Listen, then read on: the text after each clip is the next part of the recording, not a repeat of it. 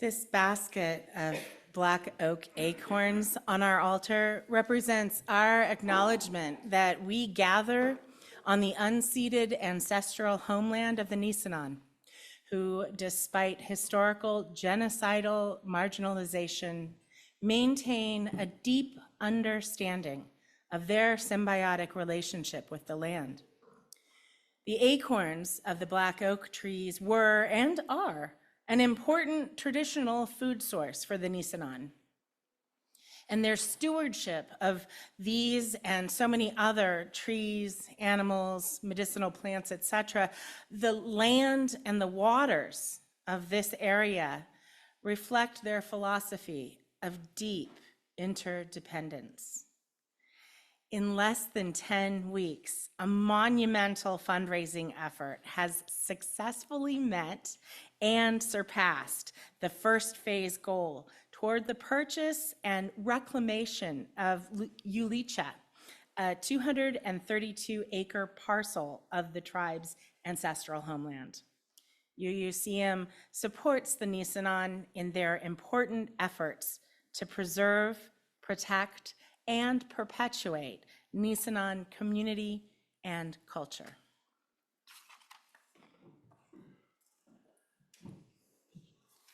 Hi there, everybody. What good news, eh? About the property, about the land. What an extraordinary opportunity met, okay? And to be continued. I had forgotten to turn my phone off. So I'm going to take this opportunity and invite you to do the same. Release yourself. Release yourself from the tether. So that we begin a focus on a theme of interdependence today for this entire month, interdependence. And I thought, well, the perfect thing would be to have lots of people come and join in planning the service, figure out what the service is going to be.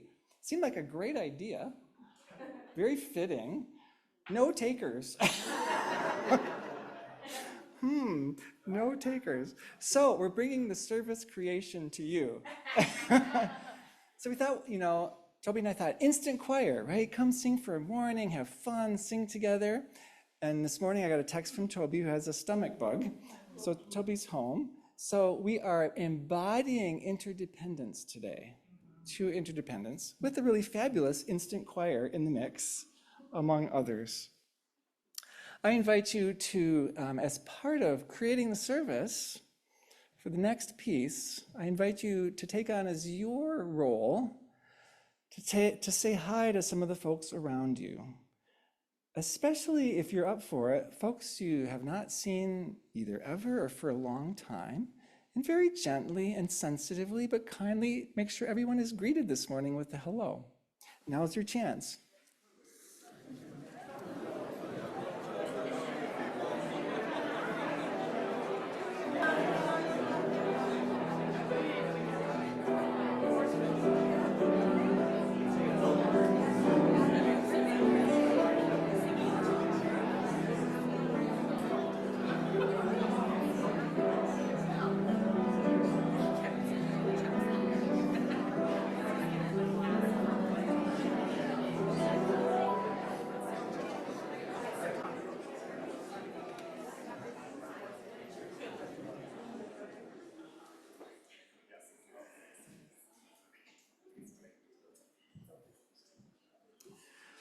So we've done this a few times lately, but again, today seems the perfect day.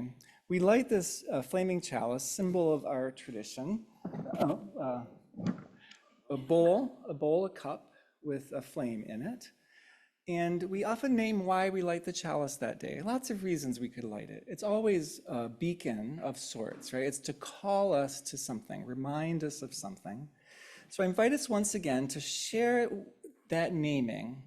And I invite us to think beyond just why we individually would light it today, but to have in mind why we would light it today. It might start with where you're at, right? But why might we light this chalice for each other today? What are some of the possibilities? If you call them out, I'll repeat them. Interdependence. Interdependence for interdependence. Solidarity. I'll come around. Celebration of a life. Celebration of a life.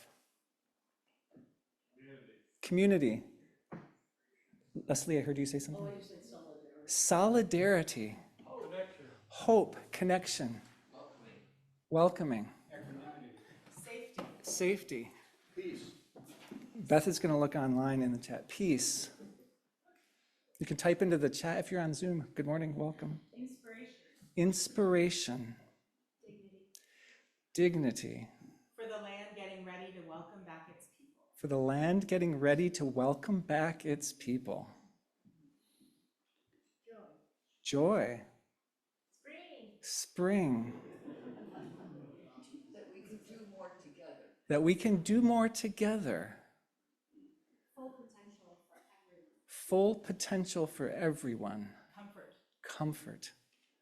To honor those that are not with us anymore. To honor those who are not with us any longer. Celebration. Celebration. Myriad reasons, true? Myriad beacons to kind of place in front of us together to say, yes, let's remember. Let's remember. Expansion, Beth is reading from online. So who would like to light the chalice? Here's what it entails.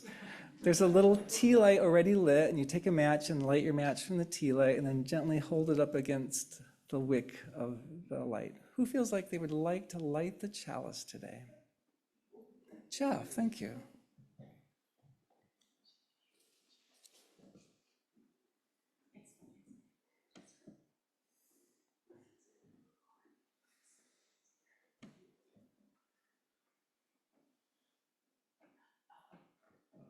You see the back?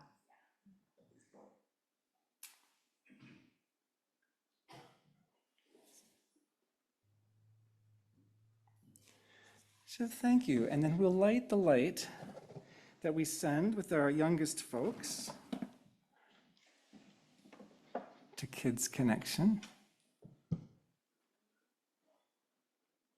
So we send the same light, right? We've lit for all these reasons. With Lindsay today. Thank you, Lindsay.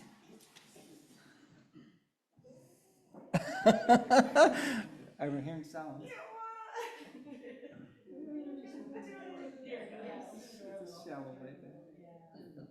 And we will sing a cappella, I suggest, this little light of mine. 1, 2, 1, 2, 3. This little light of mine, I'm gonna let it shine. This little light of mine, I'm gonna let it shine. Yes. This little light of mine, I'm gonna let it shine. Let it shine, let it shine, let it shine.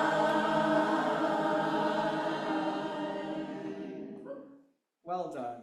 Well done.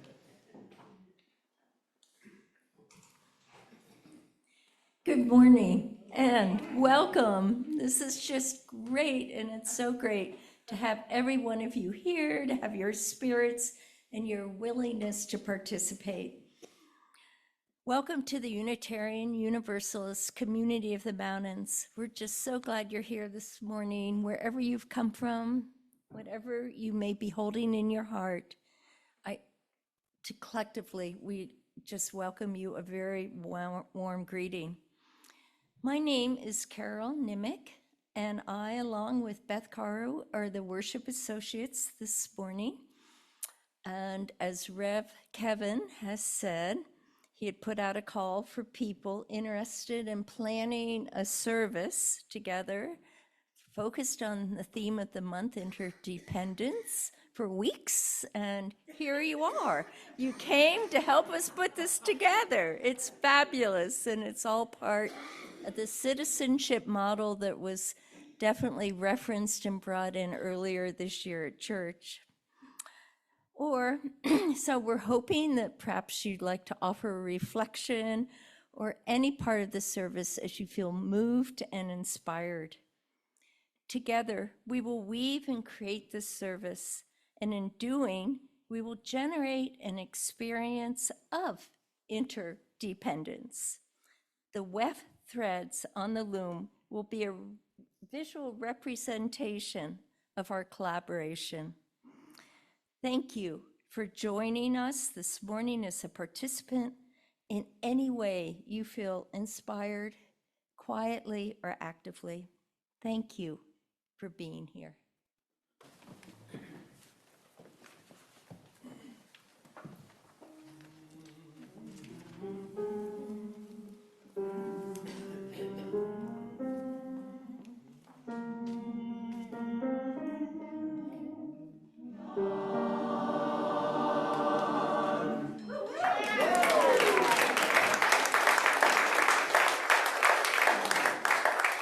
Oh, what an awesome pop-up choir. For the reading this morning, it will be coming from Reverend Karow. Extra music. That is the pop-up song.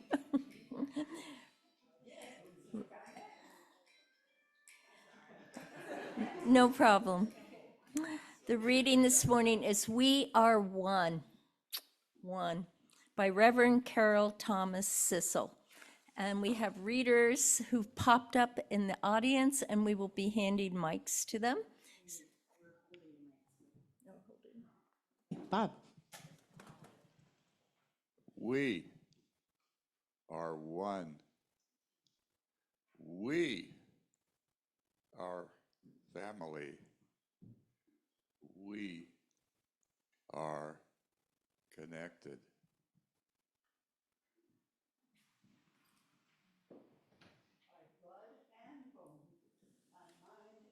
Heart, and sometimes brick and mortar. Brick and mortar.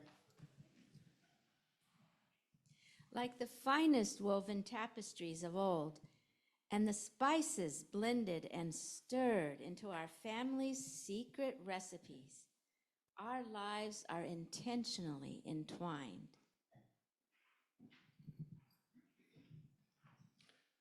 And we are made, no, we are fashioned into a stronger community by those connections.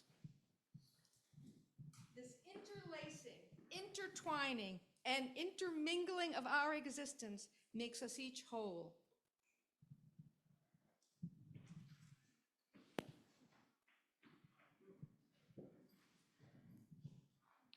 This interfacing, intertwining, whoops, we did that already. This interfacing of our lives makes us whole, happiness and sorrow.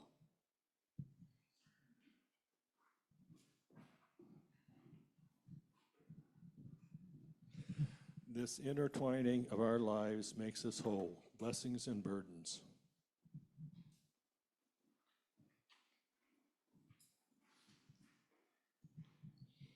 This intermingling of our lives makes us whole, lament and laughter.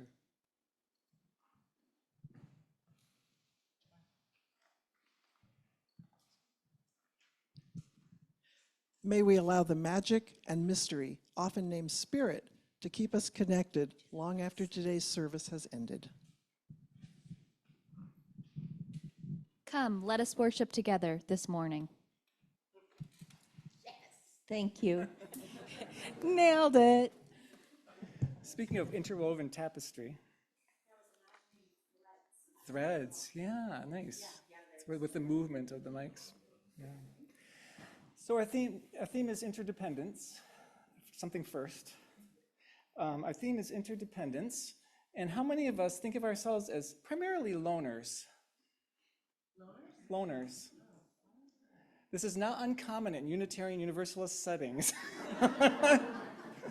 And the truth is that we are truly not alone, right? We are truly interconnected. Thus the value of lifting up the value of interdependence, that reminder. So what I'm going to invite us to do is think for a moment. It might help you to settle into your body, unwind maybe if you feel like your body's wound up. Let it open up. And go back to memory, to a time when you really experienced that sense of interdependence. Like, wow, we are so in need of one another. We are so intertwined. Maybe to your great surprise at the moment.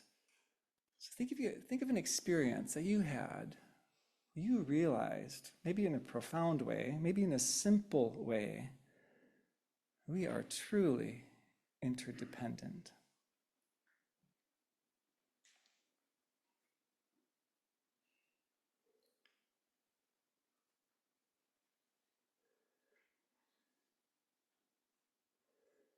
Anything coming to mind? And just, yeah, I see some nods.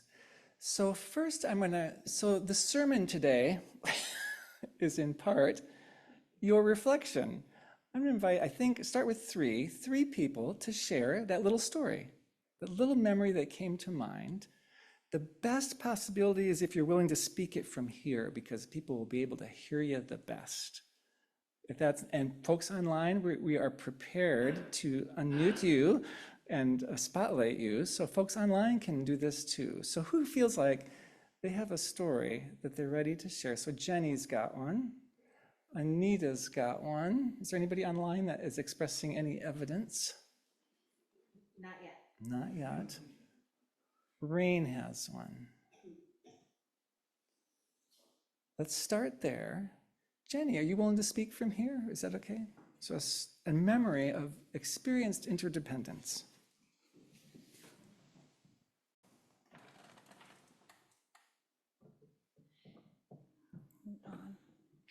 Most of you know that I had a disaster with my trailer just over a year ago. We had a very big storm, and I think it was about 3 or 4 feet of snow fell on my place, and the whole thing collapsed. The roof came down, the walls came in. It was destroyed, and I was pretty sure that I would be on the street. I mean, and that was maybe silly because I do have a daughter who would have given me a room. But it was really, really traumatic. And what happened was I actually went to one of the people in this room and asked for a loan, and she said, I don't think so. And she said that very kindly, and she said, why don't you wait and see what happens? Which was very hard for me to do at that point because it was still snowing. Anyway, to make it short, the entire community came together and raised the money for me to rebuild my place.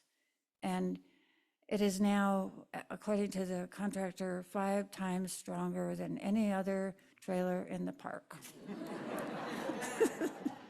So let it snow.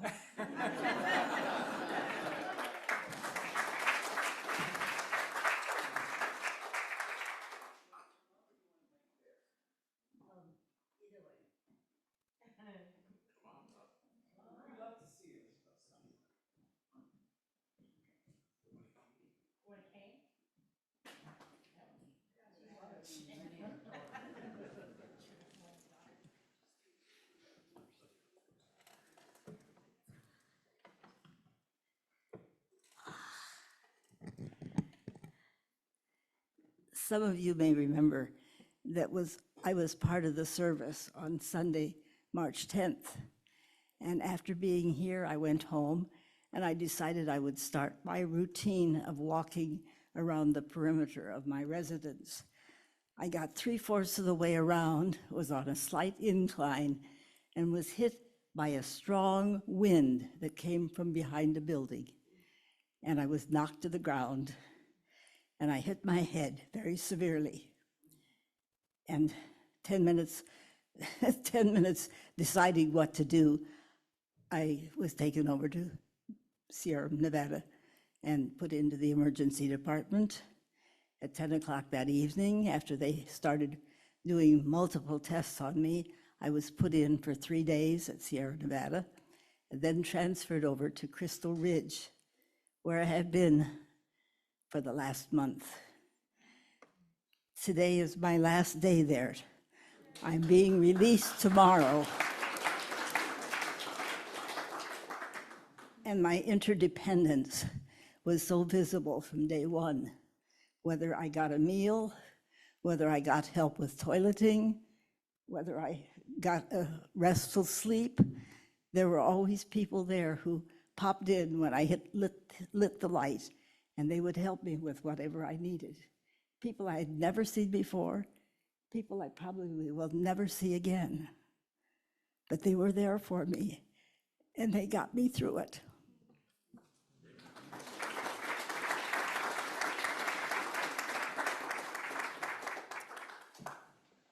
Anita, we already conceived of you as the Energizer Bunny, but this continues the story.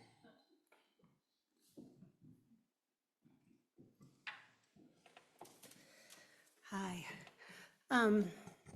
During the recession, which I know was a hard time for a lot of people, I was living in Sacramento and lost my job.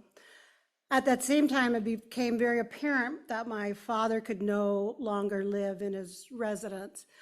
3 of my friends from when I lived in San Francisco that also had lost their jobs through the recession said, we're coming to help you. And they just came and stayed with me for a week, and they all knew my father too and loved him very much and helped me pack up his house and helped take care of me. And those same women have been a wonderful support in my life and very much appreciated.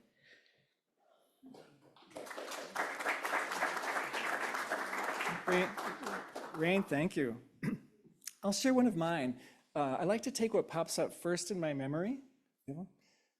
Take what pops up first in my memory, trusting that it has something to say. So this is what came up. And years ago, like post-college, I was in an Earth Day parade, and it was a tree in the Earth Day parade. And a friend of mine made fabulous costumes. So the point went up quite high above our heads, and then all this treeness, kind of evergreen tree, came down. And he had us on homemade plywood stilts that were not the kind with something to hold on to. They were strapped to our feet, about 1.5 feet tall. So here's me in the parade, trying to walk very carefully. This is not my comfort zone. And I was doing great until there were power lines across the road to bring power. And I went to step up over one of the lines, and if it would have been a slow motion scene in a movie, it would have been. And the same friend who had created these trees, right, was right there, totally attentive, right, hand in exactly the right spot at exactly the right time, just to steady me, step over, and continue, slightly shaken for the rest of the parade. But you know, the roundness of it. So he created something to do good, right, for this parade. I'm in it, willing to do that, and I get in trouble partway right there to help. So that's the memory that popped up for me today. What it means. Did Jessica, you want to share?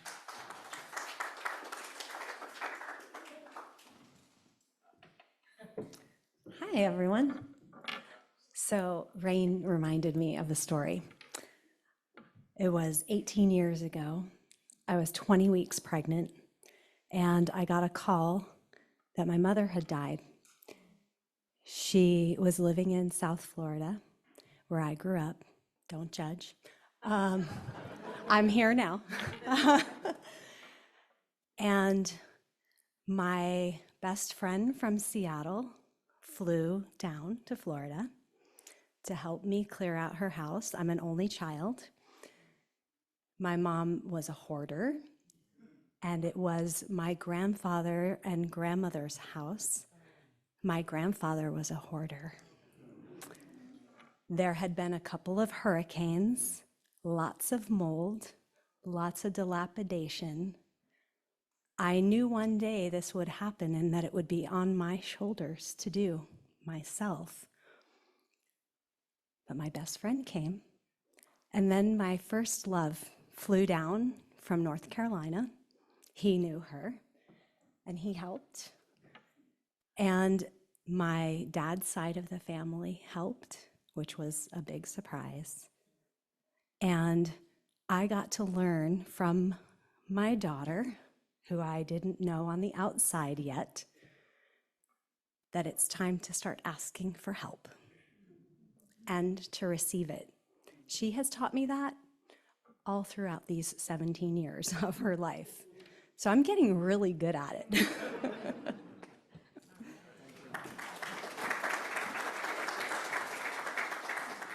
So trusting that many of you will have your own story, I invite you to turn to somebody next to you and tell your story very briefly and listen to the other person's. And if you don't have a story, then listening is your job, I suggest. So I invite you, whether you're online, to type in the chat, or here, to tell someone your interdependence story that came to mind for you. Go.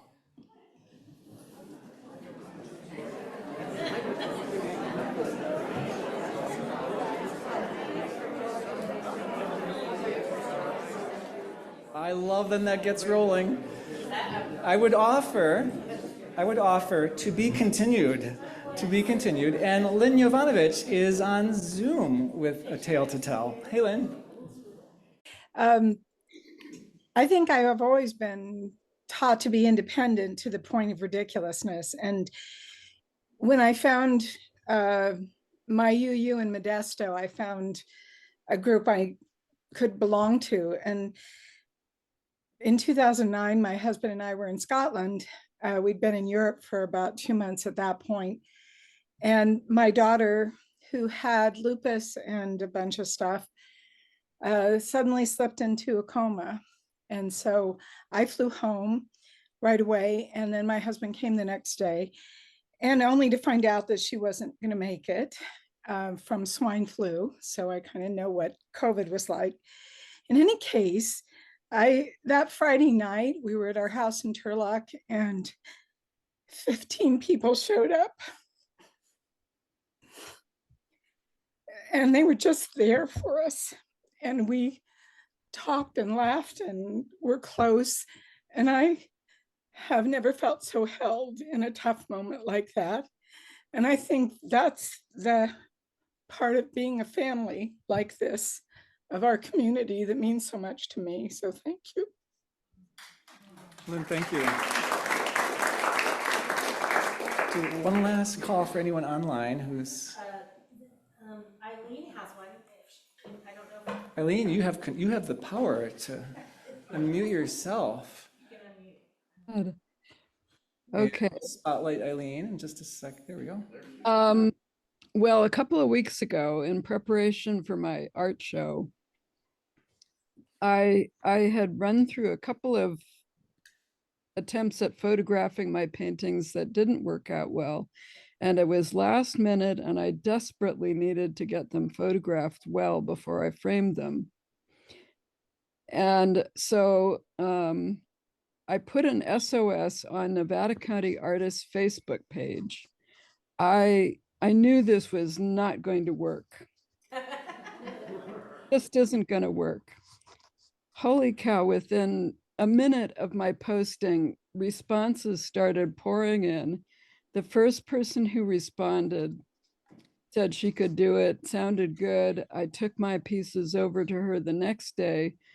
2 hours later, I walked out with my thumb drive with excellent photographs of my paintings. And I'm got like, holy cow, asking for help works. Who would have thought it? Yeah, thank you, Eileen. I detect a theme. Music next from Tom and Mark.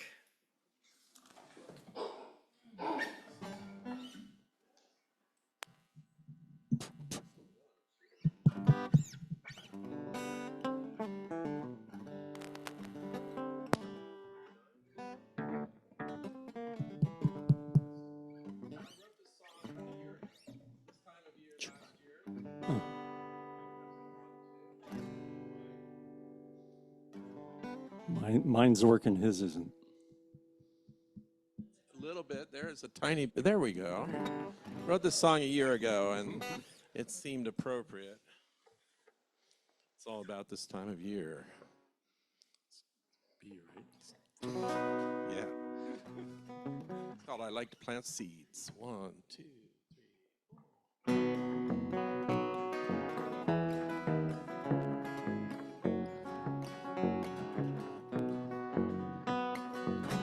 I like to plant seeds and watch them grow.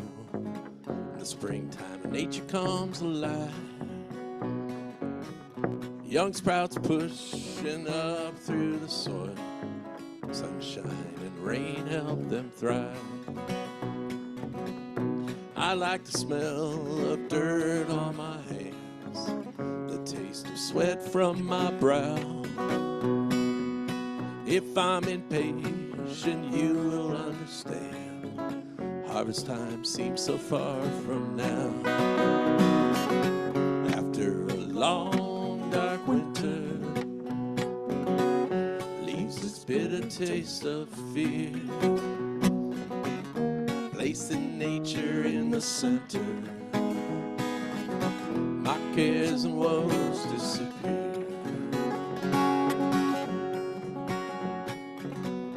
I like sleeping under the sky, waking to the bird song.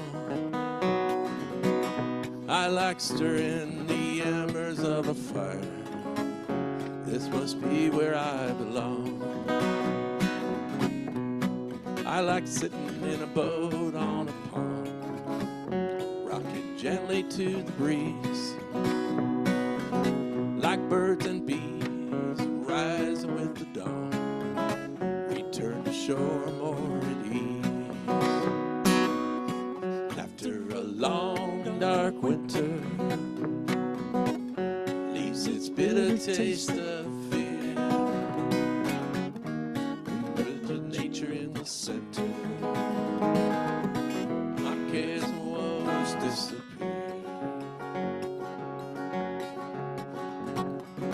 I like the sound of children in a field, kicking a ball to and fro. Present, eager, their fates unsealed. I step aside and let them grow. My grown-up son calls me on the phone. Just called your dad to say hello. Each of us walking through a world but not alone. I like to plant seeds and watch them grow.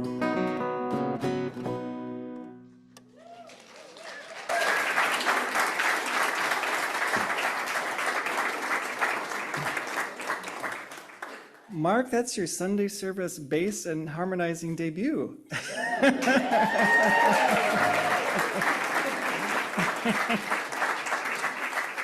So Tom is going to invite reflection on joys and sorrows in a moment, but since Toby's not here, I'm looking for someone to improvise at the piano with me once we're doing the joys and sorrows. We're going to do only black keys. You cannot hit a note that doesn't work, and we're just going to play very gently. Someone willing to improvise with me? It's so fun. You don't ever have to have played the piano or anything. Gail, so come on up while Tom is...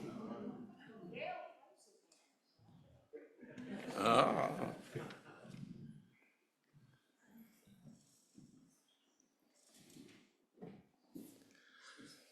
Well, here at UUCM, we believe in the interconnectedness of all things, which includes the web of life of this glorious planet. As we celebrate this dance of existence, we are also aware of the ways its delicate balance is under threat. And we rejoice in the heralding of spring, even as we worry about things like climate change, and we mourn the daily loss of species through extinction. On the human level, we celebrate the beautiful expressions of empathy and compassion and love that we see, even as we watch helplessly as some humans treat others as objects. And we mourn for those in Palestine, the Congo, Sudan, Ukraine, many other places where war brings out the worst in human nature and causes untold suffering. Our heart breaks. As members of this community, we try to carry all of this and more for one another. We don't always see, but we celebrate and mourn deeply for the concerns of each other. And as a member of the lay pastoral care team, I have the honor today to invite you to enact a symbolic sharing of those joys and sorrows. I invite you, if you wish, to come forward and place a stone in this bowl of water. And the stones represent the feelings that you hold deeply today, and the water represents this community and how we hold those feelings for each other. Those of you on Zoom are invited to type in a 0 or an O to represent your what you hold deeply today. Yeah, come on forward and feel free to gather around together.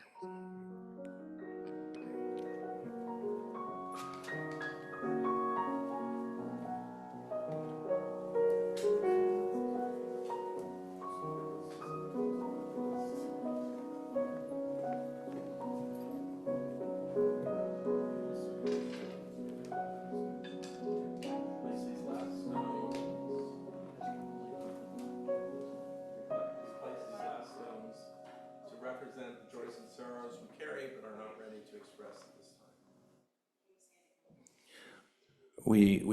time. Beth put in a couple extra stones to represent the joys and sorrows that we carry with us but may not be ready to express at this time. Had a feel. This is Co-Regulation by Elizabeth Mount. From our very first breath, we reach out. Co-regulation, not self-regulation, is in our nature. We find our cues from the sun and the moon, from each parent and caregiver. We find our place in this great turning planet by turning to one another, generation to generation. We awaken to the dawn and fall asleep at the evening's end. Our life's journey is part of something greater, something simple, something divine. A flame cannot be lit without a spark. A life cannot begin without the air, and we cannot begin to find ourselves without love. May we reach out to one another. May we offer love and nurturing care. May we join together in celebration of the interdependence of our lives.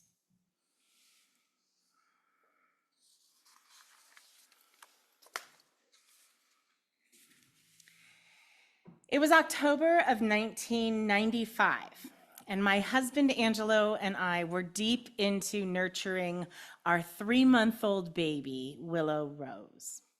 We were groovy, crunchy hippie types, living in Santa Cruz, making tie-dyes and driving a VW microbus.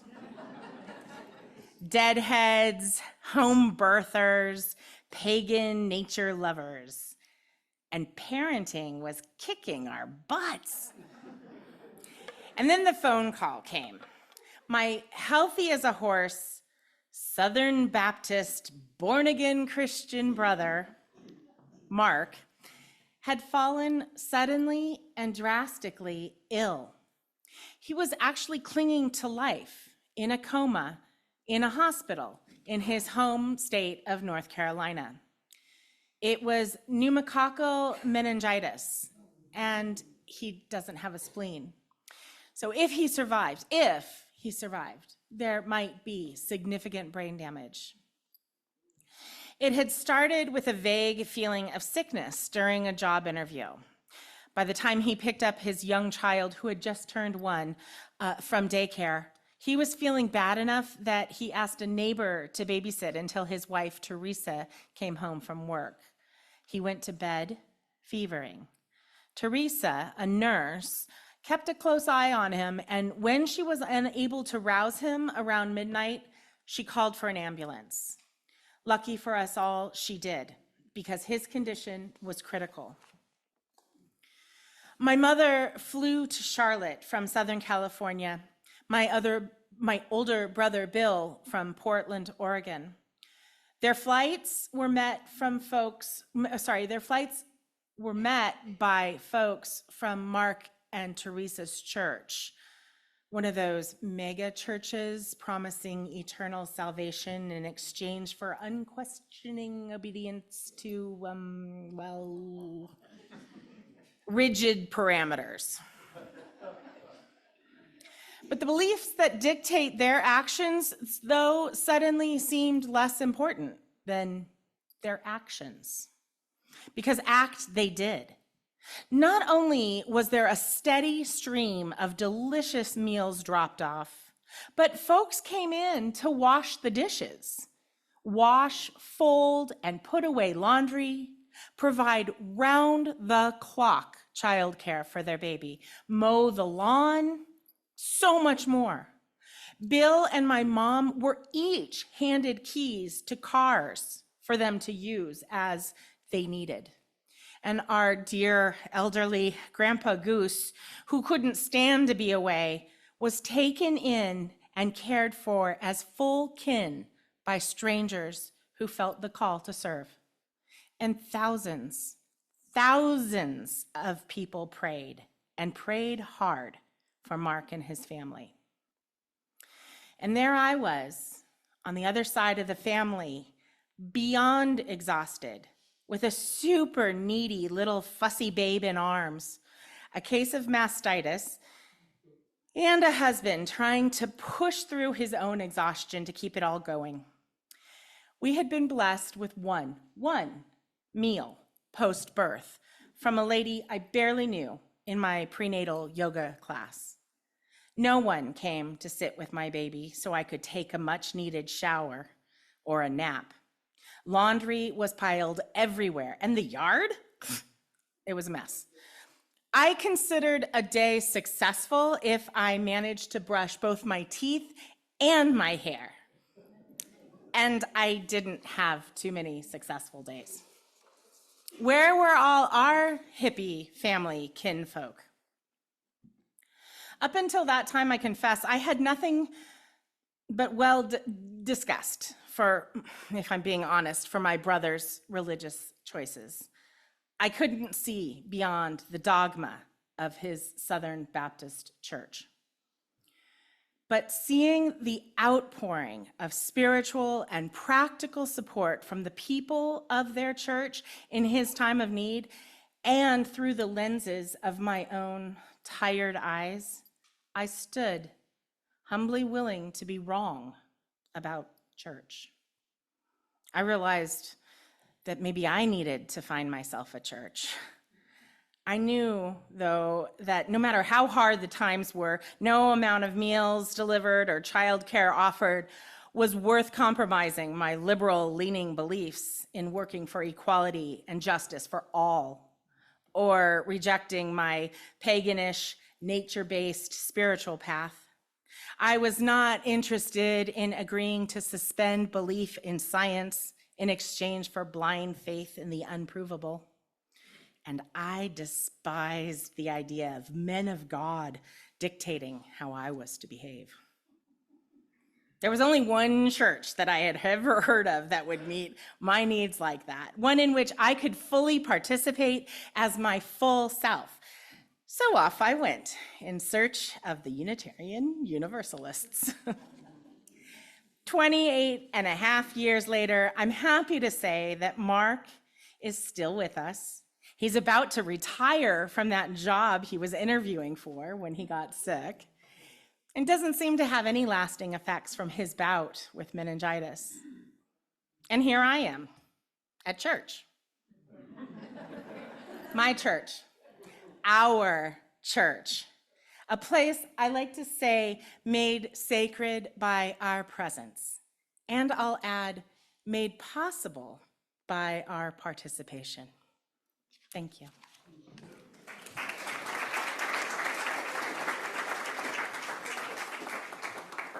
Beautifully said, Beth. And there's the message. So before we start to close, two brief embodiments of that invitation from Susan and Lori for actually embodying interdependence. Susan. Hello, everybody. I'm Susan Merrill. Please excuse me trying to read my handwriting. My poor laptop died in an untimely death yesterday afternoon, and I wasn't able to take this off. So with this theme of interdependence, it's a perfect time to introduce and invite you to join our guide program. We started this in November, and with the goal to reach out to our newest members with a guide to strengthen their sense of belonging, to build relationships, and listen and learn from each other. As a guide, you would be paired up with somebody in their first year to answer questions, to suggest ways to become involved, check in to see how they're doing as little or as often as they'd like you to, serve as a trusted conduit to listen to their deeper issues and concerns and possibly show them to teams like care and lay pastoral, and encourage enthusiasm to engage in supporting our mission statement of creating a world more compassionate, equitable, and just. And finally, even more important, is to foster friendships that will continue in the years to come. And I see all sorts of new people every week, and it makes me so glad and just want to welcome everybody. So our current guides tell us that it's just an amazingly rewarding experience. And those that are being guided are very appreciative and say it's so meaningful for them. Everyone's having a great time. I love being a guide in all my 8 years that I've served on many teams and committees. This is the most joyful I've ever been in serving. So, and the good news is we need more guides because we have so many new members coming in, which is so wonderful. And if you join us, you'd be that welcoming face to our newest members. So see me to sign up. There's an email address in the e-chalice where you can reach me as well. And hopefully we'll put that on the website. So everybody, I invite you to this opportunity to interconnect. So thank you. Susan. And thanks to Rev Kev and the worship committee. Yeah. Thank you, Susan. And we'll jump ahead to Lori, another kind of opportunity. Good morning. Oh my, it was easier to be silly piglet in front of you all than to be me. I could hide behind a pig's nose and ears. Even speaking in front of small groups makes me, is really pushing my comfort zone. One-on-one is where I am most comfortable. And, but I have found that our circle suppers, a gathering of 6 to 8 folks in one's home sharing a yummy meal that's been prepared by all that are present, has afforded me a comfortable way to get to know more of you, more folks here at UUCM, opening up future opportunities for one-on-one conversations and being able to go a little deeper and find out so many more interesting things about each other and to share. And some have led to just lovely relationships that continue, and I expect to continue forever. And to quote a fellow UUCM member, I went to a circle supper when I first started coming to UUCM, met some really interesting folks, and it led me to feeling more like I belonged.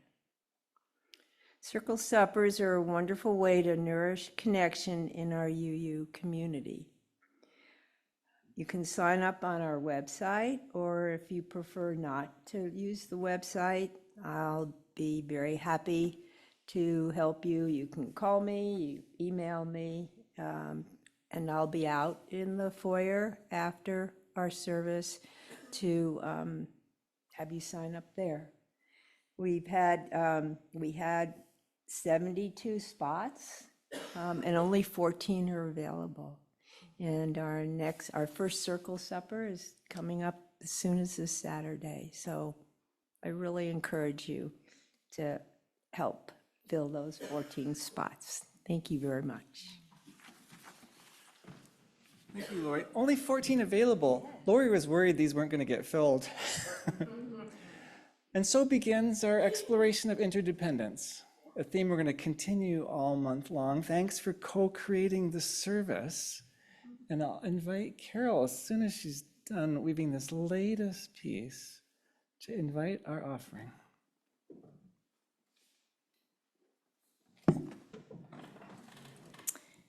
Our offering each Sunday is a gift.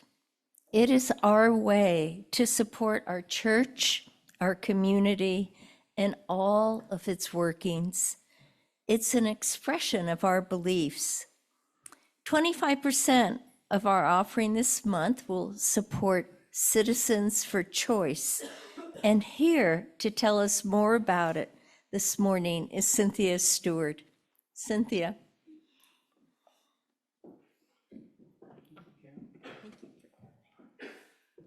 Well, I have to tell you that I'm here for Citizens for Choice, but I want you to know that I came for me today, and you guys have touched me. Your stories, the unity I feel here, the interdependence, it's a beautiful thing, and I hope to be coming back more often. And thank you all. And thank you, Jim, for inviting me. I am here representing Citizens for Choice, which is a clinic here in Nevada, serves all of Nevada County. It's the only clinic of its kind, and we are reaching out for help and grateful to you for this opportunity and for the donations. Just like it's been talked about throughout many of the conversations today, people need people. We need each other. And I know there's over 400 nonprofits in this community because I get calls all the time asking for donations. And one thing that I want to say is that this organization, Citizens for Choice, is different in that we are actually serving the health needs of our community. And many of these people are your waiters and waitresses at, or working at the gas stations or the grocery stores. These are our people. These are the people that really need help, and Citizens for Choice does not turn anyone away. So I've got my notes I'm going to refer to instead of just blathering. We provide compassionate, confidential, non-judgmental reproductive health care services at our clinic in Grass Valley. We used to be on Richardson Street. We have moved. We're on Plaza Drive. If any of you know where, it's in the Brunswick area. If any of you know where the old Margarita's restaurant was forever and ever and ever, we're in the same building, but behind that. So we're easy to find. We're open Monday through Friday. We offer unbiased, comprehensive, and medically accurate education to inform you so you can make informed decisions about your sexual health and decisions.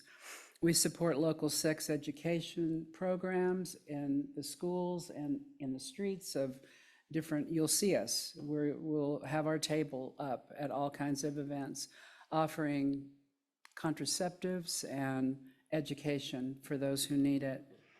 And we continually monitor current state and federal legislation, which, as you know, has changed in this last year. And there are 14 states that do not respect women's rights to make decisions about their own bodies. And we are concerned that that may grow. And so vote. We believe everyone deserves reproductive health choices for their own self. Whether you're male, female, young, older, it doesn't matter to Citizens for Choice. We are here for you. We believe everyone has a right to affordable, confidential family planning services, the most up-to-date, medically accurate information about reproductive health care, and access to quality reproductive health care. The Citizens for Choice is a member of an organization in the California Coalition for Reproductive Freedoms, a statewide reproductive sexual health right justice coalition with more than 30 independent organizations, and we partner with women's health specialists.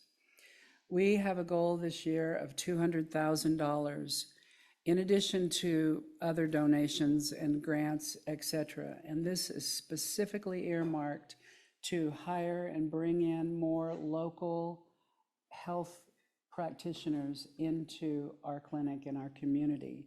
And as some of you know, we are lacking very much in this community for healthcare, and I don't have a doctor, so can't find one. So we are really working hard for that purpose, and we are so thankful to all of you for the donations that you'll make this month in our behalf. For those of you that are online or Zooming, you can find us at Citizens for, F-O-R, citizensforchoice.org, and you can make donations right there online. And you also, there's an address there that you can mail if you don't want to do online donation. But thank you so much for not only helping us this month, but for all you do for our community. Thank you.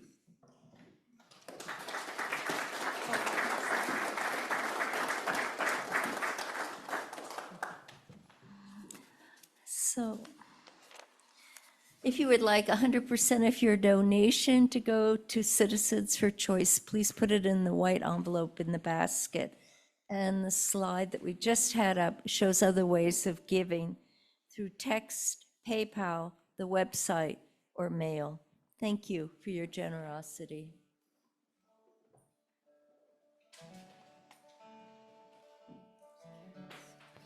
Testing.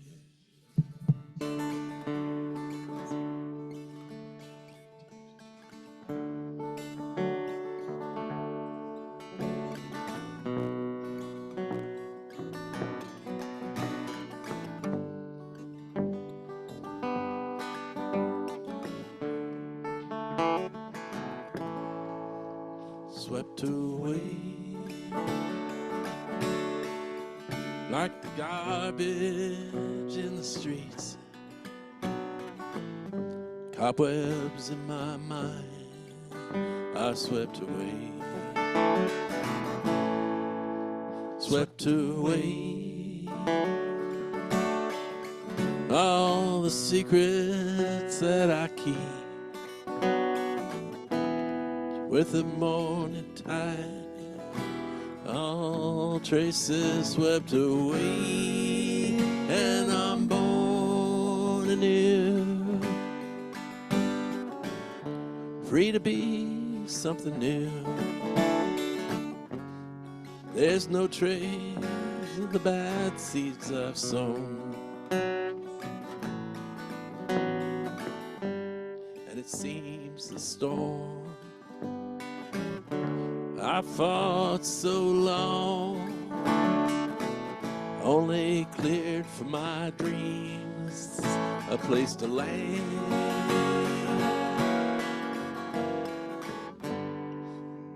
And I'm swept away again.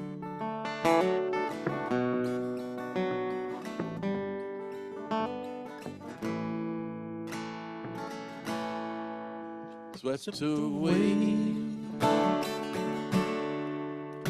Make room for the new. Weeds before the plow are swept away. Swept away. Just like the morning dew. Neath the rising sun, all doubts are swept away, and I'm born anew, born to rise straight and true. There's no trace of the bad seeds I've sown. I'm a man without fear. My soul's laid bare, and I shine with a light from within.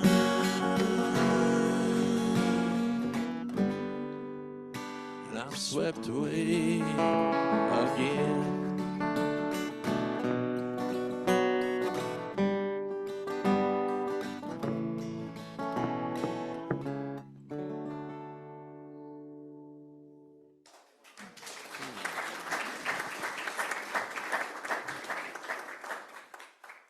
Thank you, Tom and Mark. And thank you all for your gifts. They certainly help with the workings of the church and with the hope that every person has the opportunity to get the health care that they need. Thank you for your giving, for it's in your giving that we receive.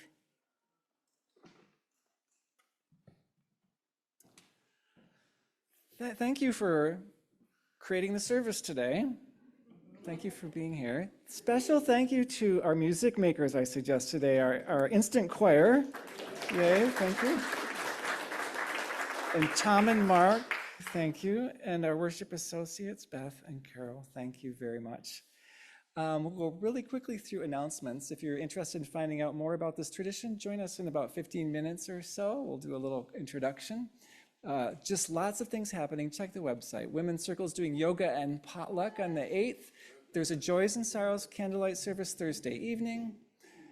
Friday is a screening of Blue Vinyl with free snacks. Artist reception, Eileen's our chat host online. Her artwork is in the library right here. There'll be an artist reception next Sunday. The book group is meeting next Sunday. Drawing classes with Jenny Dewey, your opportunity, coming right up on Fridays. And of course, check for more. For our closing, I'm going to invite us to tap a heartbeat together.